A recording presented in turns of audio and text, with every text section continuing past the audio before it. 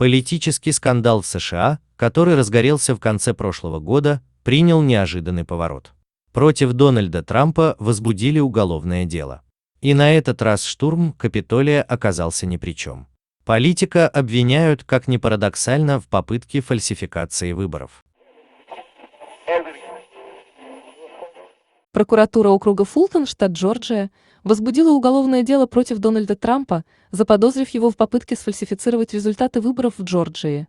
Речь идет все о том же телефонном звонке Трампа республиканцу Брэду Раффенспергеру, во время которого президент просил предоставить доказательства о фальсификациях со стороны демократов в Джорджии. Раффенспергер, в свою очередь, заверил Трампа, что никаких нарушений на выборах допущено не было, однако президент не поверил республиканцу. Как сообщают СМИ, Трамп буквально запугивал своего собеседника уголовным преследованием, если тот не найдет доказательства. Прокуратура Фултона трактует это как подстрекательство к фальсификации выборов. Если вина Трампа будет доказана, ему грозит до 3 лет тюрьмы. Его также могут обвинить во вмешательстве в деятельность лиц, которые ответственны за проведение выборов. Прокурор Фултона Фанни Уиллис уже обратилась к Раффенспергеру с просьбой сохранить документы, подтверждающие звонок Трампа. Вот выдержки из этого знаменитого звонка. Мы выиграли эти выборы в Джорджии, и нет ничего плохого в том, чтобы сказать это, Брэд. И народ Джорджии зол, народ страны зол. Есть 2236 открепительных удостоверений, это точные цифры, которые были сделаны бухгалтерскими фирмами, юридическими фирмами и так далее. И даже если вы поделите их пополам, поделите остаток пополам и снова поделите пополам, это будет больше голосов, чем нам нужно. Что ж, господин президент, проблема в том, что у вас неверные данные. Мы поговорили с конгрессменами, и они были удивлены. Был человек по имени мистер Брейнард, который приходил на эти встречи и представлял данные. И он сказал, что были мертвые люди, их было более 5000. На самом деле их было два. Проголосовали 2 умерших человека. Так что это неправильно.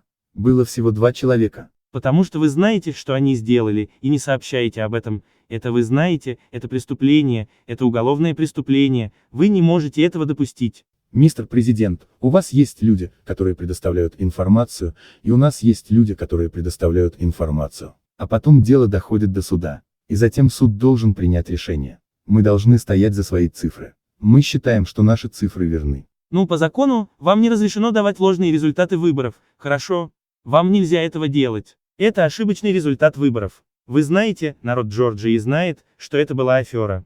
И Брэд, мы просто хотим правды, это просто. Любопытно, что Трамп в разговоре ссылается на данные бухгалтерских фирм, а Раффенспергер на беседы с конгрессменами. Расследование проводится в тот момент, когда президенту Трампу грозит второй процесс импичмента в Вашингтоне на этой неделе якобы за его роль в разжигании действий банды, напавшей на Капитолий 6 января.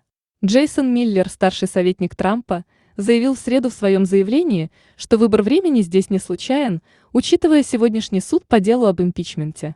Это просто последняя попытка демократов набрать политические очки, продолжая свою охоту на ведьм против президента Трампа, и все видят это насквозь. То, что они начали расследование, не означает, что окружной прокурор Уиллис собирается передать его на рассмотрение большого жюри, сказал Джошуа Моррисон, бывший старший помощник окружного прокурора округа Фултон, который когда-то тесно сотрудничал с мисс Уиллис.